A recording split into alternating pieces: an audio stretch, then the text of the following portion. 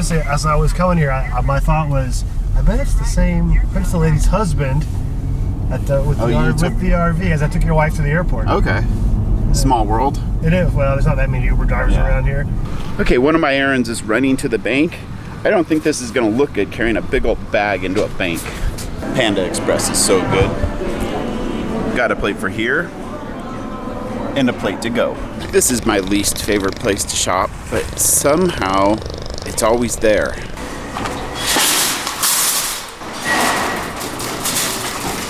All right, I got a cart full of groceries, and I kind of splurged and bought a few movies.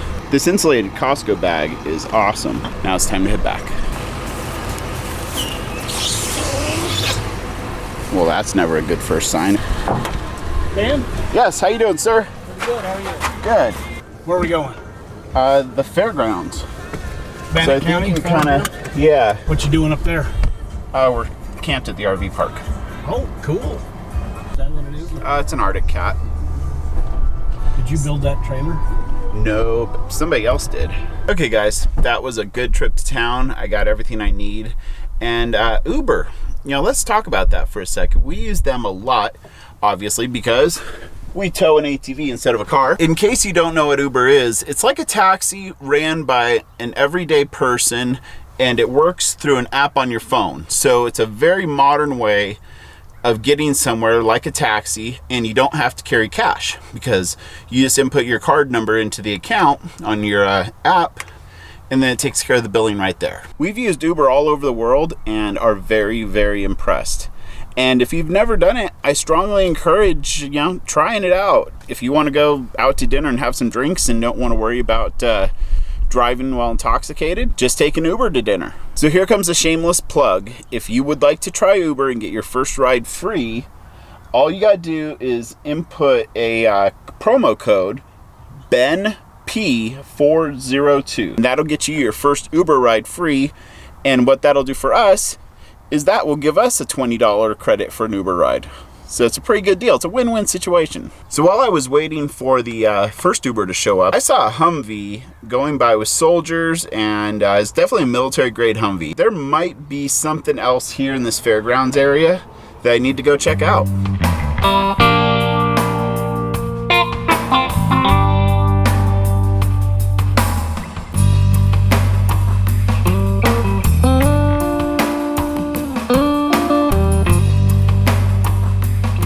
Found it. Looks like there's a National Guard recruiting center and also a battalion headquarters. Well, I'm just a big kid at heart that likes horsepower and guns. Now that's a big gun. Look at that thing. I wonder if we're allowed to climb on these things. Look at this beast. Like I said, I don't know exactly what they are, but it's horsepower and firepower, so I like it.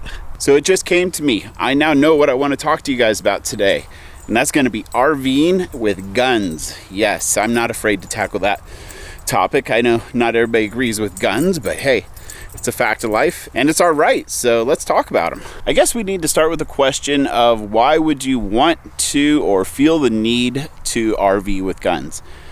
First one would be self-protection. Second one would be if you're going hunting.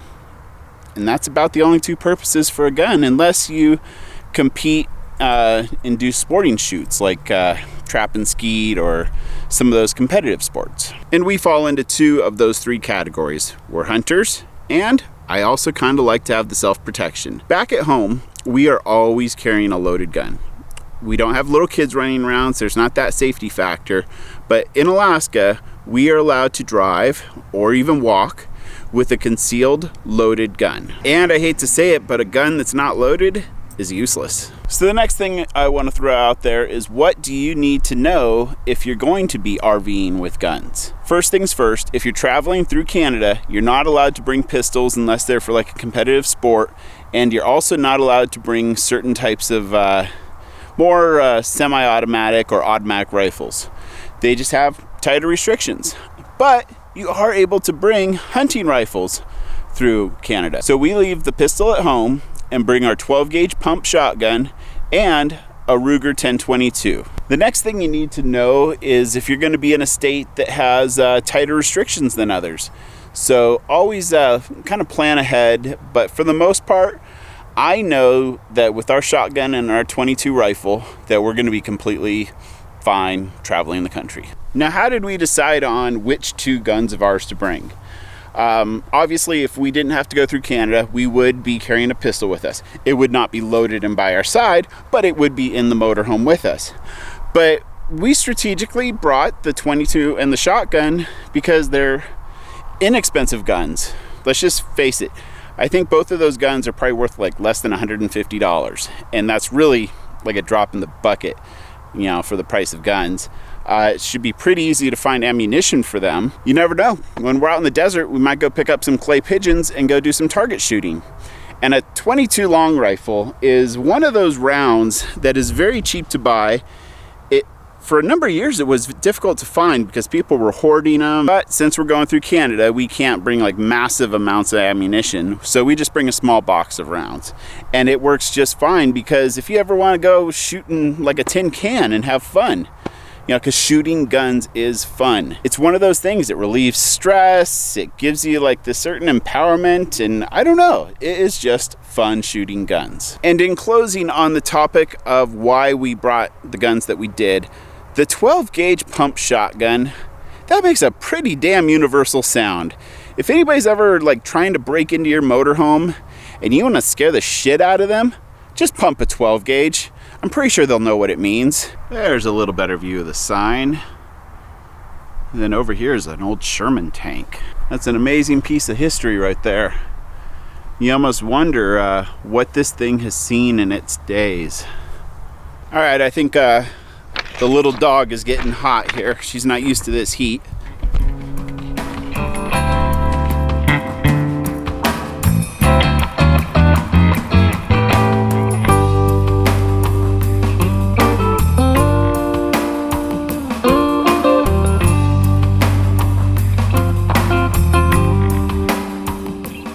Okay, I'm stopping by the office real quick to see if we have any mail and also to find out if they'll allow me to do something that I very rarely do. It's so rare that I can't even remember the last time I did it.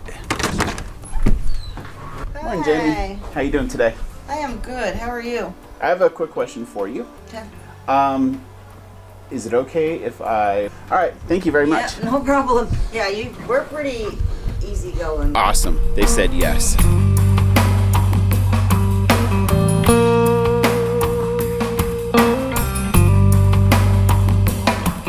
Okay guys, that's a wrap for today's video. Thanks for joining me. I hope this little talk about guns helped you out. And if you have any input or comments, please feel free to put them below. I'd love to hear from you. So I'm gonna sign off for the day. We'll see you tomorrow.